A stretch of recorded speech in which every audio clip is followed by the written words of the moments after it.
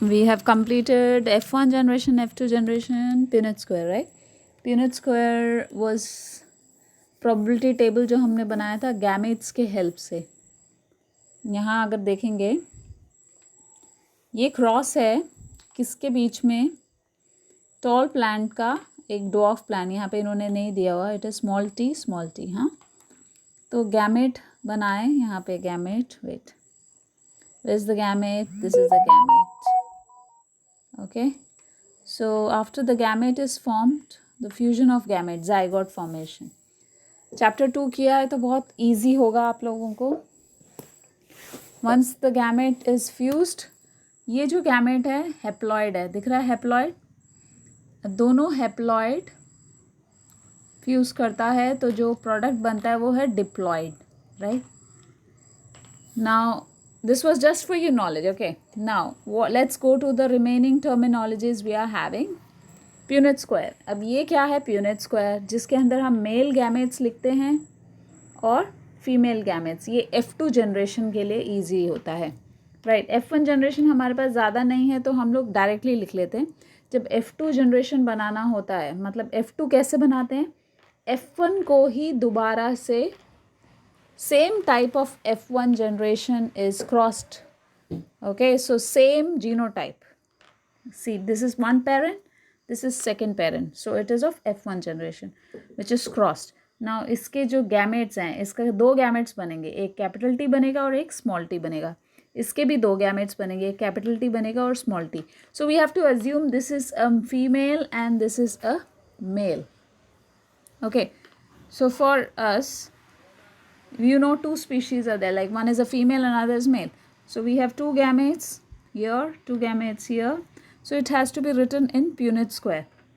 So अब हाँ अगर इसको देखेंगे F2 में, we have written here male gametes capital T small t, capital T small t, female के. So now this T will come here with this T, wait, okay, what is the result, ऊपर का जो T है नीचे आएगा, यहाँ का भी टी यहाँ आएगा, ये वाला टी इधर आएगा स्मॉल टी, और ये वाला टी यहाँ आएगा कैपिटल टी. अब ऊपर से टी यहाँ आएगा, ये वाला टी यहाँ जाएगा, ये ऊपर का टी नीचे आएगा, ये वाला टी नीचे आएगा, right. So it's easy for you to write. So we have to write, इसको यहाँ भी लिखेंगे, यहाँ भी लिखेंगे, इसको भी यहाँ भी लिखेंगे, यहाँ भी लिखेंगे, इसको भी यहाँ लिखेंगे, यहाँ लिखेंगे. Are you getting that? इसको यहाँ भी लिखेंगे और यहाँ भी लिखेंगे. So that's how you have to write. So the resultant product will be the, अब हमें जो ऑफस्प्रिंग मिलेंगे वो है हमारे F2 generation, second generation, that is brought out of selfing of F1 generation. Okay, now when you talk about Punnett square, that must be clear. So what is Punnett square?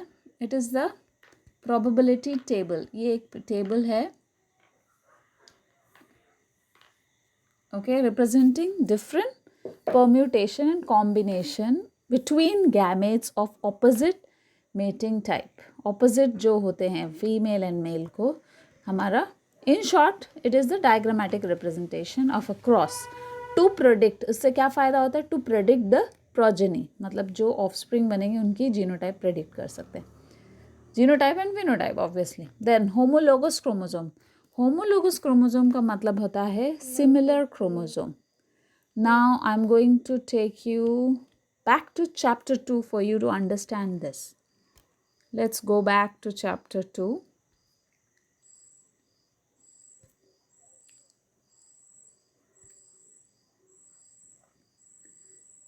Yes, यहाँ पे जब division हुआ, mitosis हुआ, तो जो product मिला था वो एग्जैक्टली सिमिलर था. मतलब शुरू की जो सेल है प्रिमोर्डियल सेल जैसा ही था, मतलब इट वाज डिप्लॉयड. जो यहाँ रिजल्ट है वो डिप्लॉयड है. बट ये जब डिवाइड हुआ, मियोसिस शुरू हो गया, meiosis 1 and meiosis 2. So diploid मतलब 2n got divided into n, तो ये हेप्लॉयड है, राइट, जो रिजल्टेंट प्रोडक्ट हमारे पास आया है वो क्या है, हेप्लॉइड है। तो इनके अंदर जो न्यूक्लियस में क्रोमोसोम होगा, let's say this is one nucleus chromosome, one chromosome, this is going to combine with the nucleus of this, which is again, this was the chromosome, or we can say this was the chromosome which was just similar to the structure and from the sperm. Okay, sperm. Now ova का जो chromosome है वो ये है। Okay, अब जब sperm और ओवा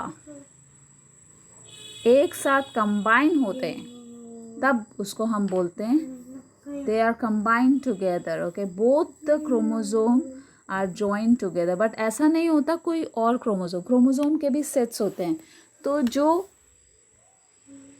इसके साथ मैच करता हो वो ही क्रोमोसोम आता है इसके बाजू में। Are you getting that? ताकि ये बने 2n, right. Inside a nucleus you have all the sets. अगर हम लोग, लेट्स टेक अनदर एग्जाम्पल, वो भी इसी चैप्टर के अंदर आपको समझ में आएगा।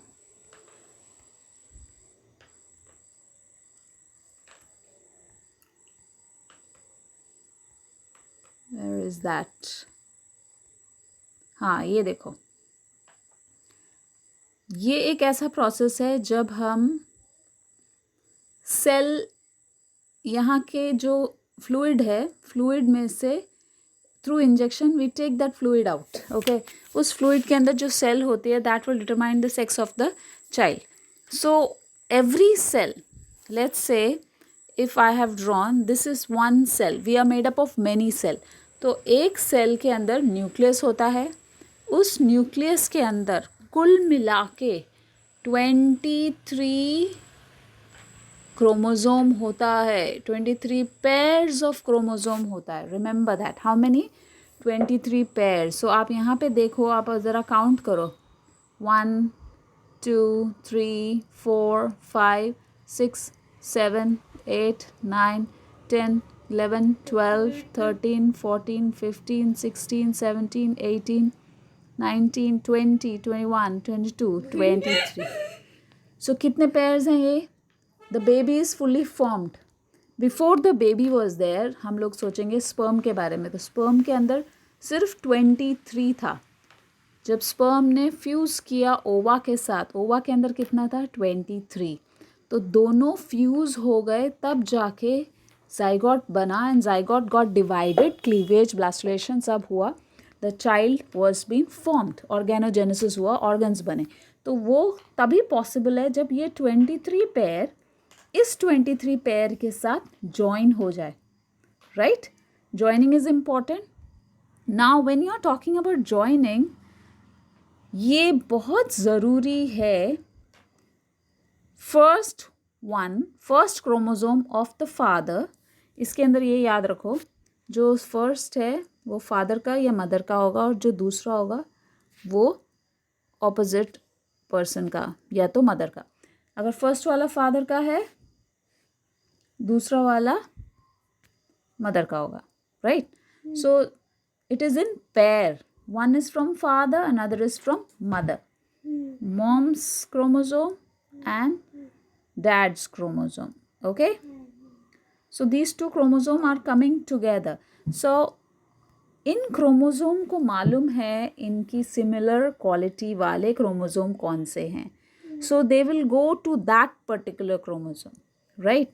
सो इसके साथ मैच करने के लिए जो दूसरा क्रोमोसोम इसके पास आता है उसको हम बोलेंगे होमोलोगस, मतलब similar, okay, similar. So this is called pairing.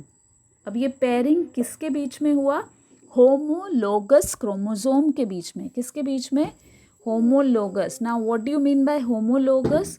जो कि दिखने में सेम है, जिसका जेनेटिक, अब मैं एक एग्जाम्पल ले लेती हूँ।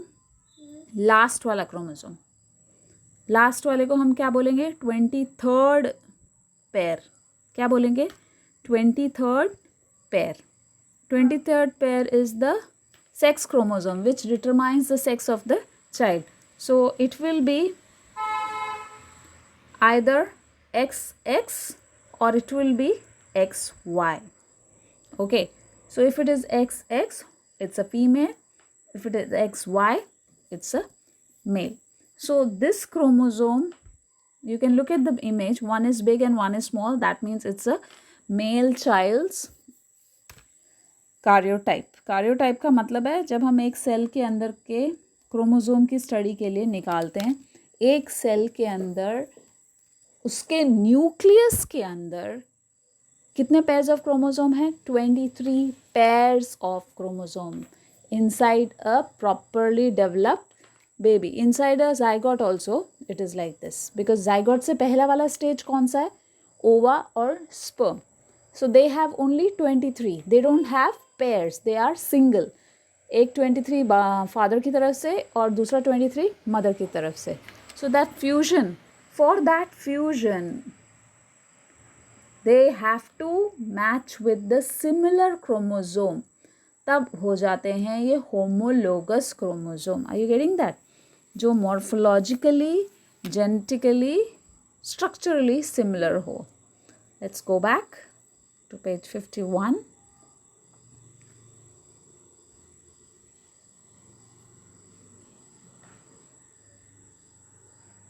And we'll underline it. Morphologically, genetically and structurally identical chromosome in a diploid cell is called as homologous chromosome. And such chromosome synapse during meiosis. हमने 10th में भी किया था. Synapses क्या होता है? When they exchange their legs, right? If two chromosomes come together, they exchange their legs. तो जो ये वाला हिस्सा है वो इधर चला जाता है और इसका ये हिस्सा है इधर चला जाता है. So they exchange. So new species come out here. Then next is back cross. Back cross and test cross. We'll explain it through an example. Okay, without example थोड़ा सा समझ लो. क्या होता है बैक क्रॉस?